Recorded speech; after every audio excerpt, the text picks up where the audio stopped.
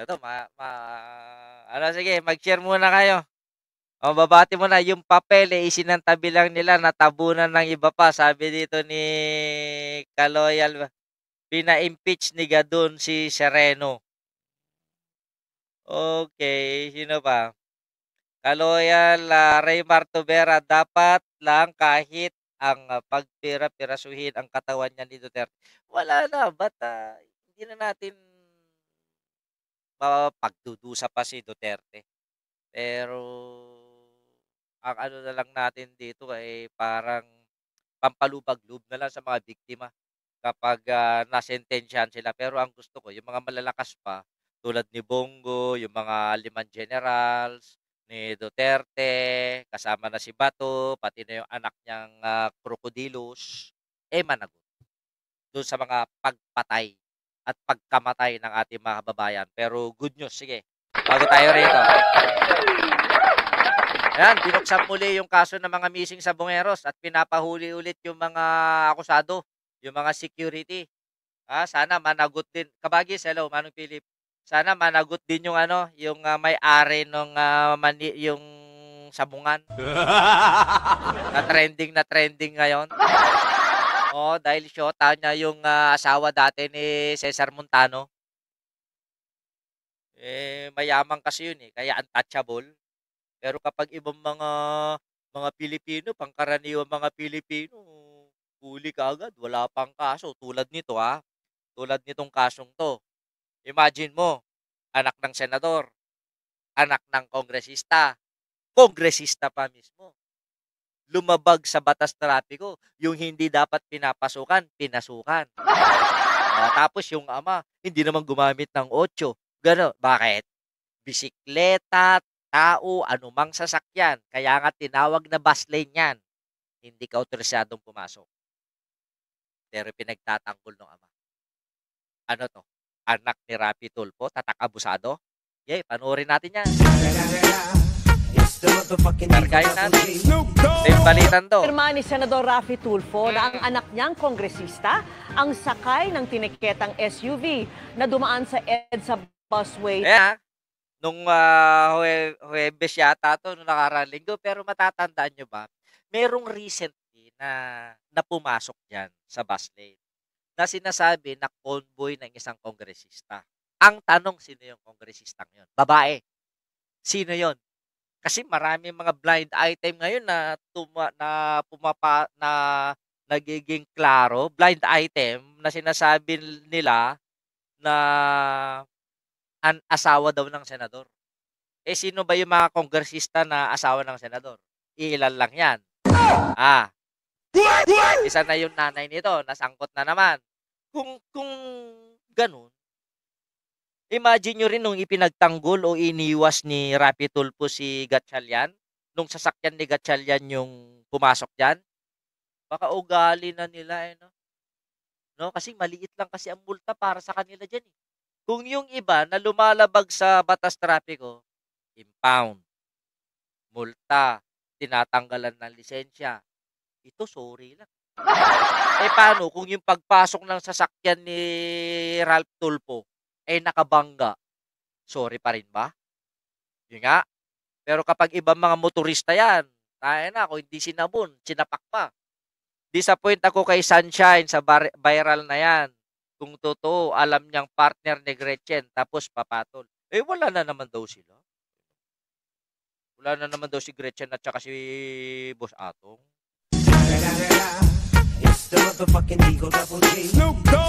Ba naman yung mabigyan ng worth 40 million na bahay, aayaw ka pa, di ka pa bubuka ka. Real talk. Di nga. Noong nakaraang linggo. Bagaman hindi naka-8 plaka, may sticker ito ng official seal ng House of Representatives. Naka-8, official seal, normal na plaka, bawal pumasok sa bus lane. Yun lang yun. Di ba? Huwag niyang sasabihin hindi niya alam, nakasakay siya doon. Ibig sabihin, yung driver ng nagmamando? Ano? Ibig sabihin, mas powerful na yung driver na nagdedesisyon? Posible yan. Representatives. Nakatutok si Mark Salazar. Nitong Huwebes, pinara ng Special and Intelligence Committee for Transportation o SAIC ang SUV na ito dahil bawal sa EDSA busway. Pati ang kanyang kakonvoy na isa pang itim na SUV. Tatapang nila, no? Kasi nasa power sila eh. Nasa position. Unang tinikita ng lead car na may sticker pa ng official seal ng House of Representatives. Ang rehistro ng sasakyan nakapangalan naman kay Quezon City 2nd District Representative Ralph Wendell Tulfo, anak ni Senador Raffy Tulfo. Bagaman hindi siya ang nagmamaneho. Wala pang sagot ng subukan naming kuhanan ng panig si Congressman Hello, Tulfo. Beauty Mia. Pero nakausap ng Senate media ang kanyang ama. Na-flag down daw po yung sasakyan. Nabalitaan ko lang actually, tumakas ba? Tumakas ba? Hindi problema yung pagtakas eh, Raffy Tulfo eh. The moment na pumasok ka, you already know you are violating something. Diba? Ang tanong ko, ito lang ba yung unang pagkakataon na pumasok yan? Baka ngayon lang nahuli. Baka gawain na yan. Pinagalitan nga daw eh. Imagine mo, congressman, pinapagalitan. Pukinang ina, hindi ibig sabihin bobo. Bobo yung kongresista kasi napapagalitan. Diba? Hindi ba pwedeng mag-file mga kasamahan nila sa ethics committee? Paano magpa-file? Ilang mga senador na yung sasakyan ni Chis Escudero dumaan sa bus lane. Yung sasakyan ni Gatchalian dumaan sa bus lane. Yung sasakyan ni Bong Revilla dumaan sa bus lane. May na-complain? Wala. Takipan yung mga hinayupak. Sabi ko sa inyo. Ano issue? Issue. So, hindi tumakas. Oh, yan lagi ang inaano niyan, hindi tumakas. Paano makakatakas? Alam mo, itong ginagawa ni Raffy Tulfo, he is blinding the netizen. In the first place, lumabag siya doon. Samantalang pag may lumalabag sa trapiko, puta na, halos mura-murahin niya sa programa niya, di ba? O ngayon yung anak niya. Huwag sasabihin sa akin ng mga Tulfo na coincidence lang yan. No. Committing mistakes is a choice. It's always a choice. Ako nga, may driver ako nasusunod. Sana all may driver. Pas, wala akong naging problema. Pag hindi silang abuso, hindi nagmura, wala akong Tangina, pang-aabuso na yung pumasok ka doon. Sa bus lane na yun, gago ba to? Tinatarantado ba tayo nito? Yung pumasok ka doon sa ipinagbabawal na lugar, pang-aabuso na yun. Whether you use numero 8 plate, or it's either paano pag hindi nahuli? Libre. Ang tanong ko, ngayon lang ba gumamit ng bus lane yan? O baka ngayon lang may nagkalakas na loob para sitahin yan? Nga? Kasi kung matatandaan ko, mahigpit to si Raffy Tulfo Mahigpit ito sa pagdidisiplina. Halos murahin niya yung mga lumalabag na tinatapik niya sa, pero bakit malumanay yata sa anak? problema. At naka-8 bang plaka niya, hindi? Regular plate lang, sir, parang regular. Para kay Senador Tulfo, sapat nang nagpatikit at humingi ng paumanhin sa kanya ang anak. Hindi rin daw Bakit sa kanya hihingi ng paumanhin yung anak? Yeah. O ngayon mo birahin ng MMDA, Tulfo. Ngayon yung ginagampanan nila yung kanilang mga trabaho. 'Di ba? Kinakagkagan mo MMDA, o purihin mo sila ngayon. Hindi mo magawa. anak niya ang nag-abuso, kundi ang driver nito. Well, in-admit naman niya, yung may susunungaling. Sinisisi sa driver. Yun ang tindi. Ibig sabihin, yung driver ang boss ni Rap-Rap. Yung driver ang nasusunod? Hindi. Before the driver commit mistakes at pumasok doon, sigurado kung pinagpaalam muna niya kay Rap-Rap. O di kaya, nung papasok pa lang, dapat sinitan ng Rap-Rap. Ha?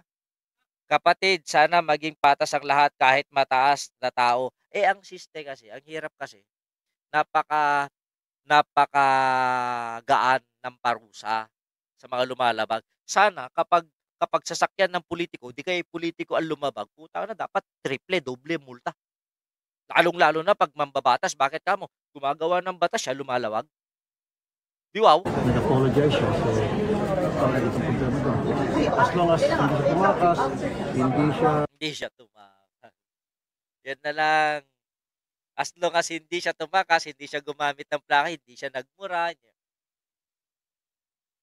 The point here is not yung pagtakas. Ang violation niya hindi pagmura. Ang violation niya, alam niyang bawal, exclusive for buses, yung lane na yun, pumasok siya. Ang tanong, matino ka bang tao, alam mo nang bawal, pumasok ka pa? Quezon City, yung congressman ninyo. Ang lupit, taga Isabela, naging congressman ng Quezon City, paano kaya yun? Paano kaya yun? Galing no? Anak daw sila ng Isabela. Pinagtatanggol ng mga Isabela. Pero kongresista ng Quezon City. Lupit. pag gumamit ng plaka, 8, which karapatan niya gumamit, pero hindi siya gumamit. Yes. Wala pa. Ayun, no? Karapatan niya gumamit, pero hindi siya gumamit. Puta, pero nandun yung official seal ng House of Representatives, pareho lang din yun. Diba? Ang tapang-tapang ngayon, sasabihin niya ni Tulfo, ilang senador na makamag-anak o maabuso, kaya dapat sana dapat pag politiko ang lumabag, mas mabigat ang parusa dapat. Kaya ang tanong ko, sinong politiko magpapile ng bill na yan? Wala. Dito kasama, kaya lang, so happen, nagamit kayo, nakakalampaga, nagmamadali siya. Nagmamadali, wala naman sa batas na kapag nagmamadali ka, gamitin mo ang bus lane. Wala naman eh. Meron bang provision doon sa alituntunin ng MMDA na yun? Wala naman eh. Ang nakasaad doon, bawal ang mga pribadong sasakyan sa bus lane. Pero pinagalitan daw ng senador ang anak na kinumpirma niyang sakay ng sasakyan nang mahuli ito. At pinagalitan ko siya. Pinagsabihan ko po. Yung anak niyo, sir, ang Imagine mo kongresista pinapagalitan pa, ibig sabihin tanga. Ibig sabihin bobo. Ngayon sa pamilya namin, aso lang ang pinapagalitan. Sa paninira ng mga tsinelas. Totoo. Sa pamilya namin, hayop lang ang pinapagalitan at tinahataw ng latigo. Ay nahataw pala ako ng latigo ng tatay ko. Pasaway kasi ako. Pinagalitan ko, nag-sorry sa akin. Sabi ko, mag-apologize ko sa akin. Pagpirin si Rapra, kasama sa convoy, aside from Wala. Sinusubukan pa namin kunin ang panig ng SAIC tungkol dito. Para sa GMA interview, Kaya, sige, tayo na. Dagdagan nyo pa ang Tulfo sa Senado. Noong una, mga brusko. Noong panahon ni Digong, nangulimbat. Nagdispalko, milyon-milyon. Ano nangyari? Ngayon, lumalabag na sa batas trapiko. Anong kasunod? Papatay na yan. Dagdagan nyo ba? Ang tanong, totoo bang pinagalitan? Yun ang sabi ng tatay eh. Yun ang sabi ng tatay. Hindi naman siguro sinungaling. Yung tatay. Paniwalaan nyo na lang. Pero eto nga, boom. Ayan. Representative Ralph Tulfo, apologize na nanaba Ang masarap yata pagkain pag galing sa sa PIDAP, pork barrel. Pag pala natanggap ka ng pork barrel, nagmumukha ka na rin baboy, no? Paano kaya pala tatay, ina, anak, tito, mga manugang, papasok na sa politiko, Kasi masarap pala, nakakataba. Ang mahirap dyan, kung katulad kung mahirap ang nagkamaling mo, ay hindi, talagang may kalalagyan ka pag pangkaraniwang driver ka lang. Pushing, Raymar. Sasabihin ko sa iyo, malaki ang agwat ng batas para sa mayaman, para sa politiko, at para sa mahirap. Kung nagkataong mayaman ka at politiko ka, putang ina, kung hindi nahuli 'to, tatawan-tawanan niyang MMDA. Totoo lang. Oh. Totoo hindi. Samantalang pag nasasangkot yung mga sa programa ni Tulfo, yung mga MMDA, halos mura-murahin ni Tulfo. Kung ako makaharap ni Tulfo ta's mumurahin ako, mumurahin ko din, Sino ka? Para mura-murahin ako. Tangina mo, ako rin, Quezon City Representative Ralph Wendell Tulfo has issued an apology. Catherine Lucido, shout out. Reduce dapat ang sahod nito. Dapat, pag ang kongresista lumabag sa batas, suspendo. Suspendo doon 6 na buwan. Putik, nawala lang ako. May mga ahas na sa'yo. Palabiti. Sinong ahas? Sino namang ahas? Sinong ahas? Walang ahas dito. Mangkukulam meron. Ano ka?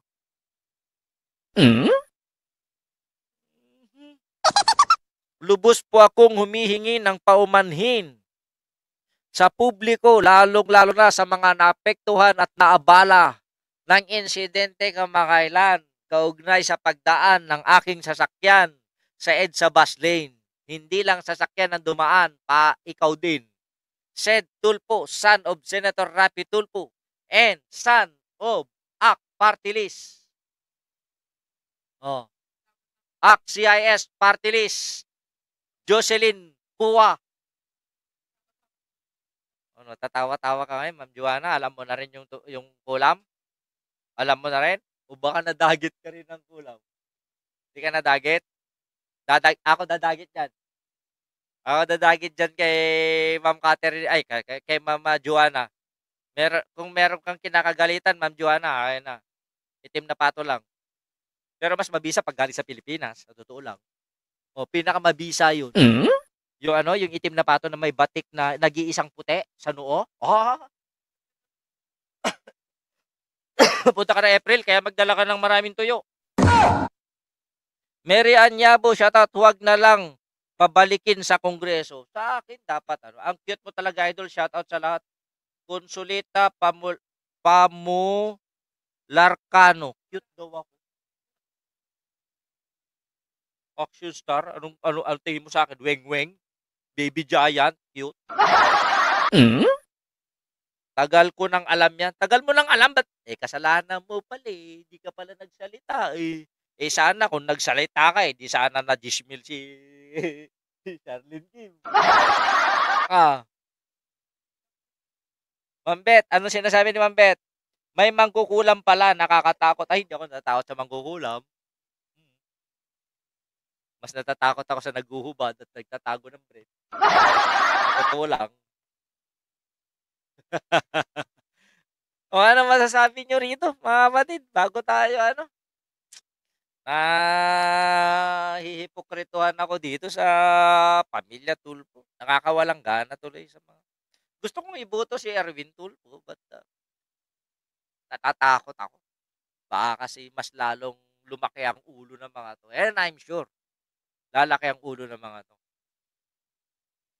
Isang senador pa lang yan, Isang senador pa lang. Paano gawin mong 3? Generoso Mariano, shout out. Alam ko makatulpo kayo. Oo. Pero sa tingin ninyo, bawang, anong yan? Adobo? Ginawa mo namang adobo yung mga mangkukulam. Sabi nyo rito, sapat na ba yung ticket lang? Sapat na ba yung pagalit lang? Buti nga yan Ama lang ang nagpagalit. Kung totoo Samantalang pag ibang mga pangkaraniwang mga Pilipino yung nahuli, putang ina, binabagbag sa media. Pinapaharap sa press conference, pinapahiya, tinatanggalan ng lisensya. Talang dito, wala. Sorry. Kongresista ka, ikaw yung gumagawa ng batas, pero ikaw din yung lumalabag sa batas. Okay lang naman daw, hindi naman daw naka-8. Hindi naman daw tumakas. Yan ang sabi ng ama. Sabi dito, dapat suspension ng license yung driver. Hindi ako makatulpo since then. Ayaw ko yung klase ng pananalita nila. Akala mo sila ang batas. Hindi ako naniniwala sa mangkukulam. Agranggas ay so amok pay anat agranggas man ay. Agranggas. Sir, wag na dadami mayabang sa tulpo. Marami yayabang. Marami pang kurap.